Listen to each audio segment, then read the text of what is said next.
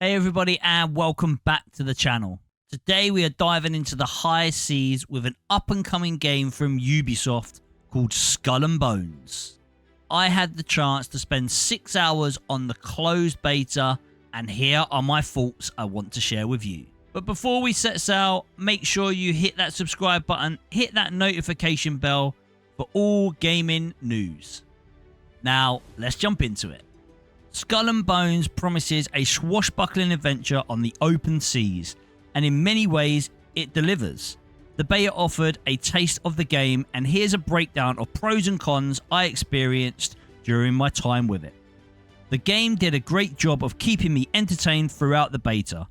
The high stakes naval battles and the thrill of plundering the seas added a satisfying layer of excitement to the gameplay.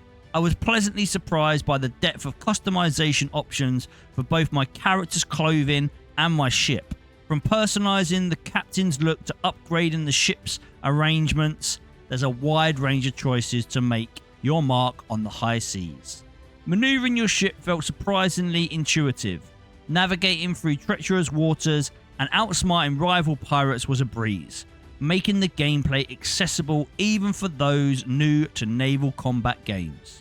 The cannon fights were a highlight for me. Engaging in epic battles with other ships felt satisfying and was easy to grasp, adding a layer of strategy as I aimed for the weak points of enemy vessels.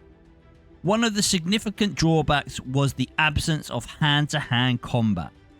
Boarding enemy ships felt like a missed opportunity for intense close quarters combat, leaving a void in the overall pirate fantasy.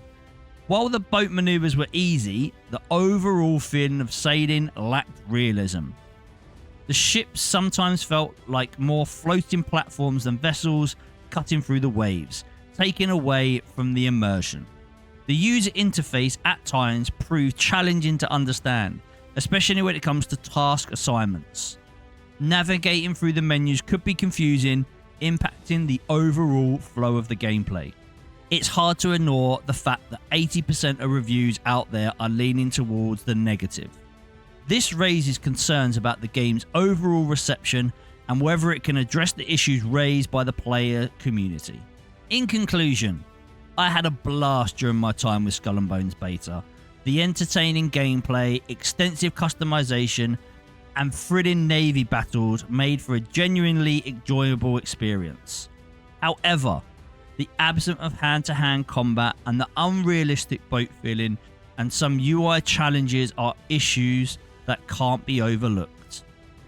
The big question remains, will Skull and Bones keep my interest long enough to justify a purchase?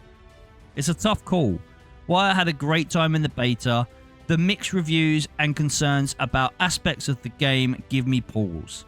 I'll be keeping a close eye on how Ubisoft address player feedback in the final release. As it stands, I'm intrigued but cautious. What are your thoughts on Skull and Bones? Did you get a chance to try out the beta? Let me know in the comments below. And as always, if you enjoyed this video, don't forget to like and subscribe for more gaming content. Thanks for watching, and I'll see you on the high seas.